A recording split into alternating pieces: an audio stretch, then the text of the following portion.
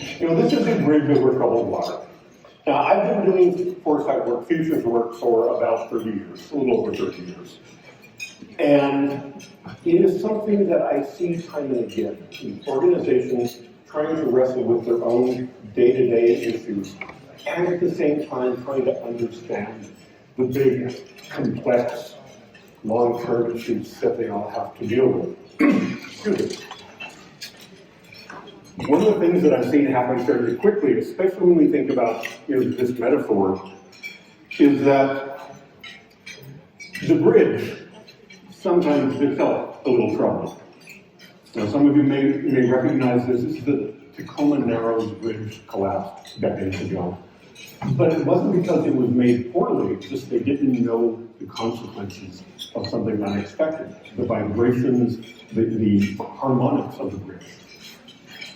And so sometimes when we think about a bridge over troubled water, we have to recognize that occasionally the bridge itself is a problem. Now, the California Community Colleges, this is something that I'm not here just because it's a gig. This is actually something that's meaningful to me. It's something that's been part of my family for a long time. My mom attended Mount San Antonio College. My wife received her library tech certificate at Diablo Valley College. My father-in-law taught for decades at Duke College. My nephew attended American River College. In fact, his mother, who's here, attends there right now. And probably the biggest story, my brother. He started as a basketball coach at Santa Monica College, then worked his way up to Long Beach City College, and is now the dean of kinesiology and athletics at Rio Hondo College. And that's my brother, Dr. Joseph Cascio. So this means a lot to me. Community college, I've lived in California my whole life. This is part of who I am. This world, the environment, the stories that you tell, the narrative that gets created around education. This is part of my family. And you guys are dealing with a lot of stuff right now. It's not just the day-to-day, everyday budget and infrastructure and campus violence and housing. You've had to deal with that for years. You're going to have to deal with it going forward. But you're used to that. But it's also stuff like climate, an ongoing succession of hottest years ever.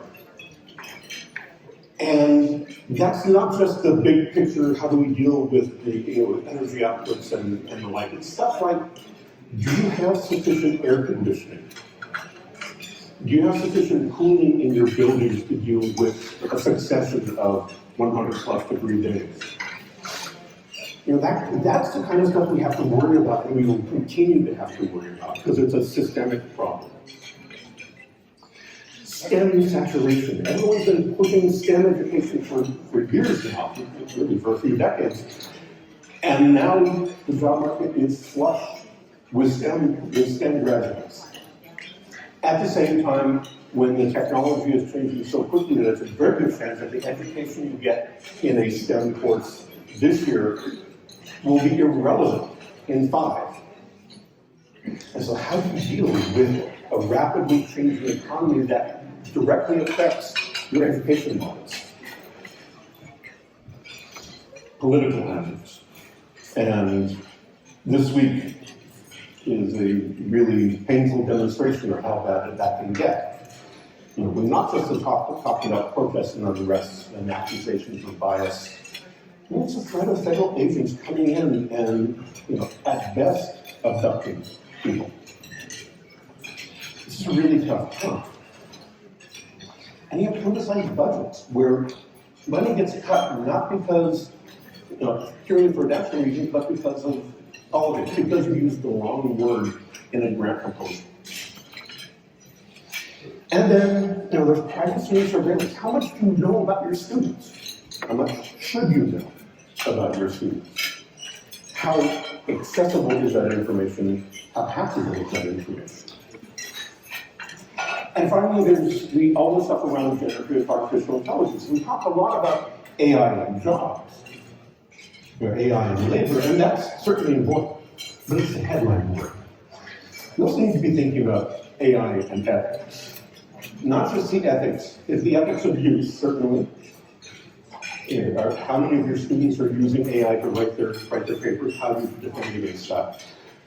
The ethics of creation. How much water is being used to power these AI training systems? But the one that really bugs me, one that I think has the biggest systemic, offers the biggest systemic concern, is AI and cognition, AI and thinking. Repeated studies have shown that people who regularly use generative AI, large language models, have poorer critical thinking skills. And I think a lot of you who are in the classroom have seen that already.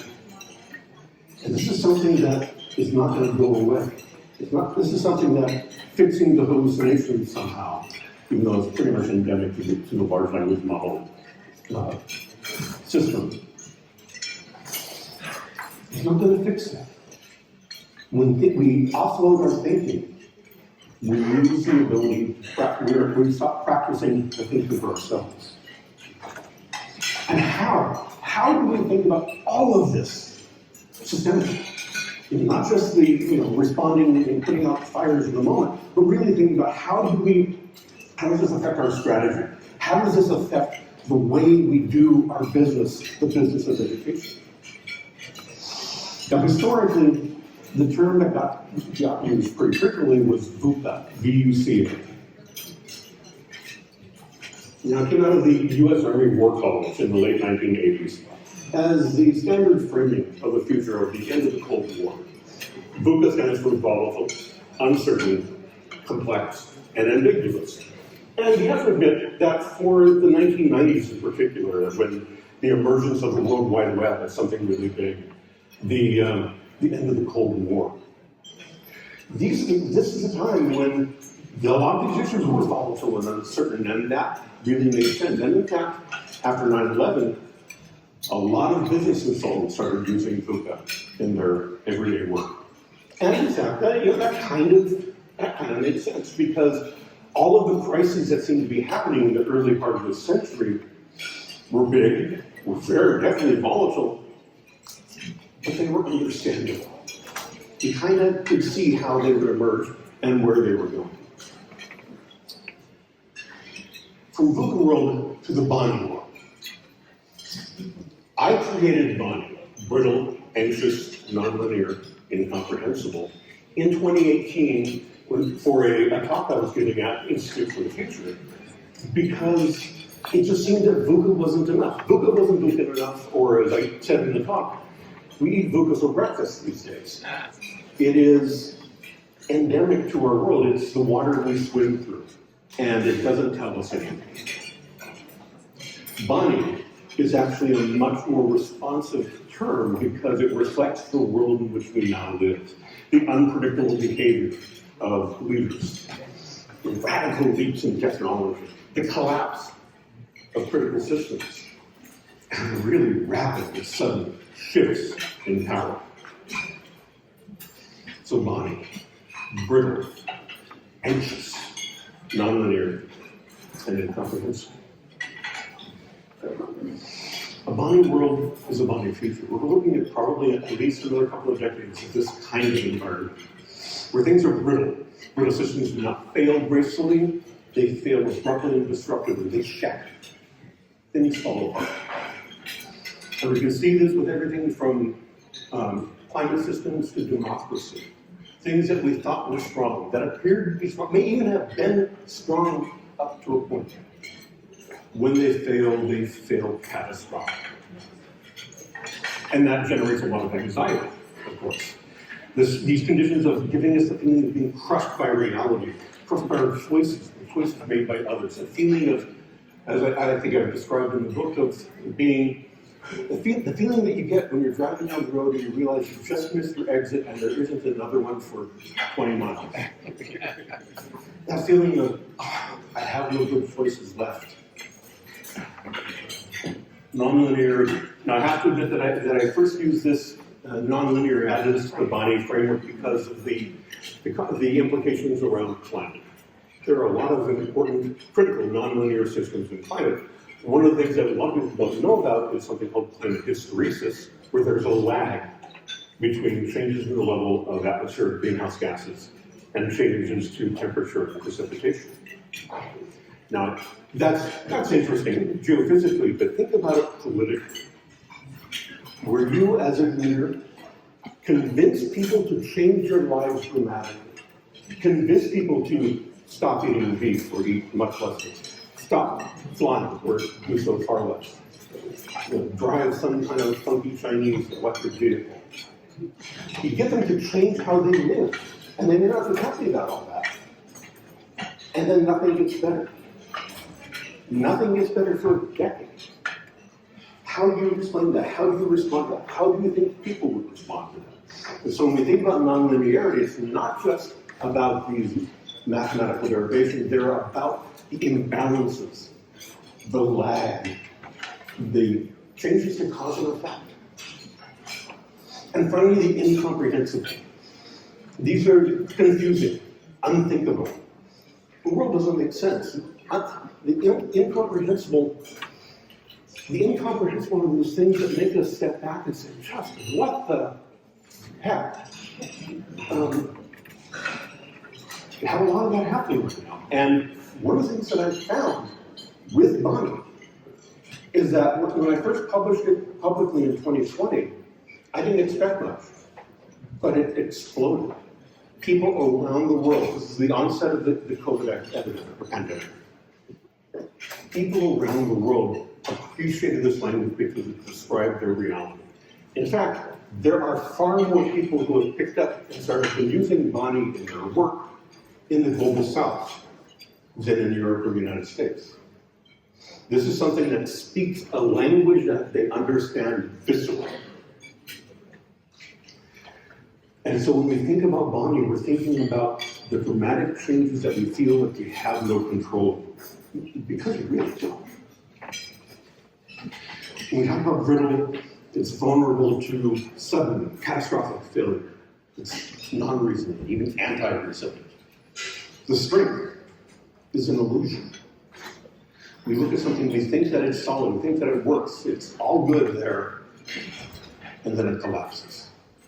Because we put too much pressure, because we demanded too much hyper-efficiency, because you overloaded it. Helplessness. In anxious, we have helplessness, depression, malinformation, social media, and the dramatic impact of things that we never expected. So this picture here, guy holding up blue Stilton cheese. Some of you may have heard about this 2 years ago in the UK. The guy committed a crime. They didn't know his name, didn't know who he was, but they had a social media record for him. And they found that he liked to post pictures of cheese. This was from a number of years earlier. The police were able to read his fingerprints from the photo and identify him that way. His love of cheese got him arrested. Was the comment that they made, but really, this is boggling because that was not a photo that emerged recently. That was a photo from 5 or 10 years ago, but it had sufficient resolution. Suddenly, pictures that we thought came before any of us were in trouble, those pictures can be used. And that makes us feeling a little anxious. Non-linearity. The disconnected cause and effect, the long lag, the imbalances of power in particular. The ability of one person or a small number of people with extraordinary wealth to enact changes to the world that nobody else can grapple with because they simply don't have the power, don't have the wealth. The ability of a small comment online to turn to snowball into something really massive and influential. The ability of something, or the evidence of things that are where people put a lot of effort, put a lot of money into forcing a change, and nothing happens. You know, there's a joke in the advertising industry. It's like 50% of all ads work. We just don't know which 50%. But think about that as a rule for reality, where you can take an action that you don't know whether it'll work, even though every rule says it should. You can make an offhand comment that gets picked up and becomes viral. This is the kind of world in which we live. This is social nonlinearity. And then the incomprehensible. You know, the inability to decipher the why of an event or phenomenon. Things that are absurd, disorienting, hallucinatory, unthinkable. Now, you may be familiar with the word unthinkable from a lovely gentleman named Herman Kahn. Wrote a book in the early 1960s called On Thermonuclear War, in which he described the work that he was doing as thinking the unthinkable. And in fact, what he did in that book is really start the development of something called scenario planning. It's basically imagining different kinds of outcomes, realistic, plausible outcomes, and seeing how do we get here from there, or how do we get there from here? And thinking through what changes do we need to make in order to avoid a future, to go towards a future. And this sense of the unthinkable, that we may end up needing to face decisions that we are simply beyond our grasp.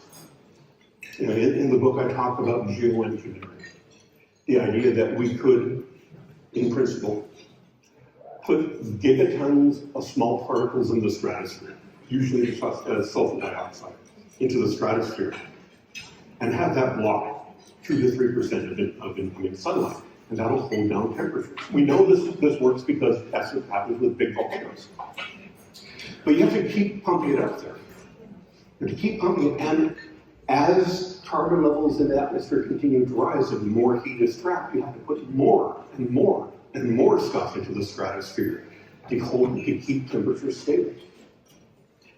And yet, there are scientists who absolutely do not want to do this, who have been very vocal about not wanting to do this, who think that we may end up being forced to do this out of desperation. It's unthinkable. And yet, it may very well happen over the next decade or two. And the thing about money is that these crises, these issues, these dynamics interweave. They support each other, they cause each other. And this is one of my favorite images from a few years ago, from the OECD, of the way that climate issues interact and reinforce each other. That changes to the Greenland ice sheet is causal to changes in the subpolar gyres and the Atlantic overturning, which in turn causes changes in temperature, boreal forests. It's amazing how complex this system is and how much we are just screwing around with it. And this is an example of what a bonding world is like. This feeling of everything is so interconnected and everything is so powerful and important, and we're just playing with it, and we don't know what to do.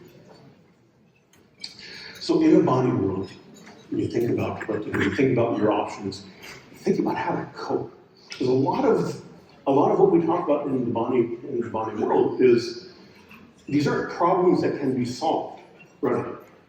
Most of them are dilemmas where you have to choose between imperfect responses. But there's a way to cope. And so in our book, we also talk about positive bonding. This is something that my co-author, Bob Johansson, really emphasized, pushed me hard to develop this. He did a lot of speaking around VUCA back in the day. And he made a point of developing something he called VUCA Prime, which was essentially the same VUCA, but it was vision and understanding and clarity and agility. So he thought we really should have a version of this for bonding, to talk about what we do, how we adapt, how we cope. That's being bendable, attentive, neuroflexible, and interconnected. It's how you flip body to positive. You want to be bendable, that is, resilient. Stories of resilience, clarity, and adaptation.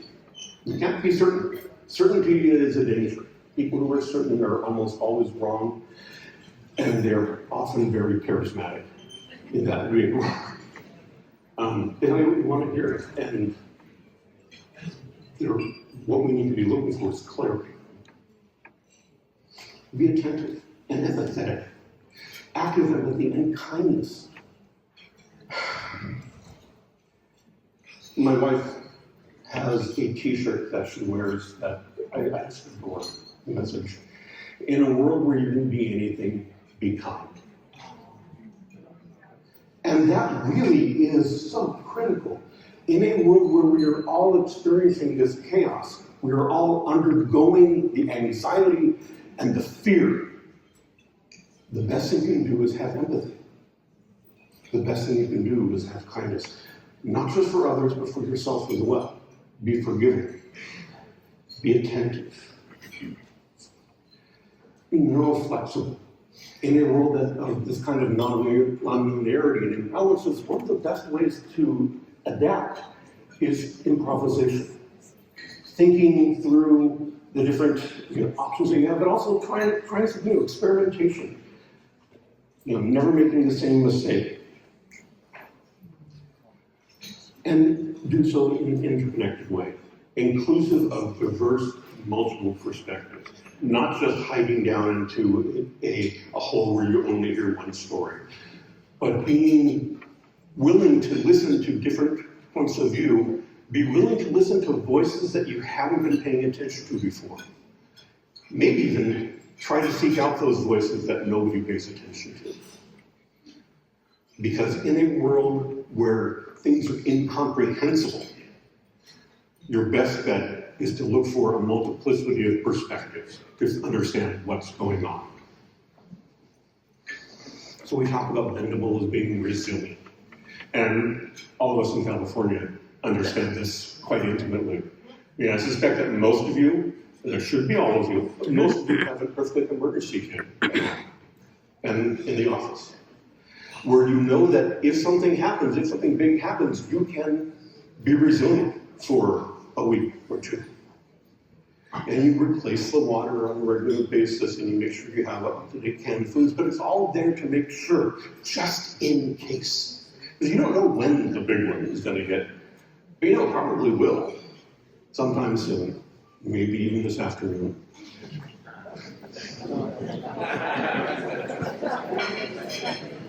And the goal is to seek clarity over certainties. To try to figure out, how do we understand what's happening? How do we understand the possibilities? Being attentive and empathetic, being conscious of context, in understanding that other people have their own lives, their own experiences that they're going through. And so your interaction with someone, they may be speeding down the highway, and your immediate thought may be, what a jerk, or something better. But what you don't know is they're rushing to the hospital because their partner's died. You don't know what other people are experiencing, so be aware of the possibility that something may be happening that you're not aware of. And be willing to listen. Be willing to understand and hear what other people are saying about their lives. Be neuroflexible, improvisational, reject legacy scripts. Really engage your fluid intelligence. And fluid intelligence, my favorite definition of this is how you know what to do when you don't know what to do. That is, you're in a novel situation, your ability to construct a proper response, a useful response, comes out of what cognitive science is called fluid intelligence. It's recognizing when the scripts, the plans, don't work. And the image here, how many of you recognize who this is? A gentleman named Stanislav Petrov. He was a Soviet air defense officer back in the 1980s. And one night, about a week after the Soviet Union shot down Korean Airlines flight 007 over the Kamchatka Peninsula. Tensions were really high. The US was actually building up to a war game in Europe. Everyone was ready to go. And Mr. Petrov here actually wrote the book for air defense officers, wrote the instruction manuals about what to do when you get an alert. How do you respond to an alert? And that basically involves sending it up the chain of command, getting that message to the leadership as quickly as possible. And so there he was, and an alert came through, then another, then another. And ultimately, the radar said there were 5 missiles coming in from the United States. And he knew that, especially given everything that was going on, that if he sent up that alert up the chain of command, very likely could lead to global nuclear war. Because the Soviet Union was ready to go with everything, and the United States would be ready to retaliate with everything. And he knew also that they just put up a new set of satellites, and he didn't really trust the computer system that went along with it. And he knew that if the United States were actually launching an attack, they'd probably send more than 5 missiles. And so, breaking his own checklist, breaking his own rules, he did not send up the message. He just let it. He made a note of it in the logbook and let it go. And in fact, within the next half hour, the message came through, nope, false alarm. Thank you, Stanislav. He was promptly reprimanded for not filling the logbook in properly, and retired. He actually passed away a few years ago. But the reason we're all sitting here today is because of this man. Because he decided to break the rules. He decided to violate the checklist, to improvise. Because he recognized that the context was not what it should have been. Interconnected, the inclusive of different perspectives, a network of diverse ideas, a full spectrum thinking. Really try to expand out that base of who do we talk to, who might know. You know, we all know about the black swan concept that originally it's thought to be something that didn't exist, and Dutch explorers found it in Australia, so suddenly it became something that we thought didn't exist but really did. Except, there were people who knew about black swans, had known for hundreds, if not thousands of years about black swans. They were just not asked. Now, granted, 17th century crowd, they were not really in a position to ask them. But that actually is a nice story because it illustrates when we think about things that we don't understand, we don't know. There may be people who do. People that just simply have not been asked. And this is all about adaptation. You know, this is my favorite fossil. I'm sure all of you in the room have a favorite fossil. But this is mine. This is actually a picture that I took of the Berlin specimen of Archaeopteryx. That was the dinosaur that showed clear, indisputable signs of being a bird as well. And to this day, we've discovered many such species. We have discovered that birds are dinosaurs. We've actually rearranged our cladistics around all that too, that birds are dinosaurs. And so think about the way we often use the concept of dinosaur in our language. Something lumbering and probably about to go extinct. Something that just couldn't keep up because it was so big, because it was so slow, because it was behind the times. Dinosaurs are one of the most successful kinds of creatures ever. They lasted for the 150 odd, the 200 million years of the Mesozoic. They've lasted as birds the 65 million years since the asteroid hit us. That's incredibly successful, and they did so by adapting. They did so by changing what they did, changing how they lived, in light of a changing environment. Now, Bob Johansen, my co-author of the book, is someone who has done a lot of work with leaders over the years. And he has suggested this, this set of leadership strategies. And so take a picture of it or something. Actually, but there are a couple here I want to call out as being particularly relevant. The first is think future back. Think from the body future back to present choices. That is, think about different kinds of futures that may happen. Different things that you may want to happen, things that you're afraid might happen. And then, rather than starting to imagine from now forward, think about that future, what made that possible? What made that possible? And think back from that future. It gives you a much better sense of progress, of how that future is constructed. What are the points of influence? What are the points of change? The other is the bottom, the last one, practice frequent scenario gaming. And that's what I do as a specialty, and it's something that I find really important. What it asks you to do is imagine possibilities. Don't just think about the future. Don't just think about the good future, the bad future. Think instead in terms of a range of possible futures. In the industry, we call it the cone of possibility. But really what it asks you to do is to think about what might happen. Maybe implausible, maybe unlikely, but it might happen. And then start working through what are the stories that we can tell that would lead us that direction and move us away from that kind of outcome, especially if it's something we don't want.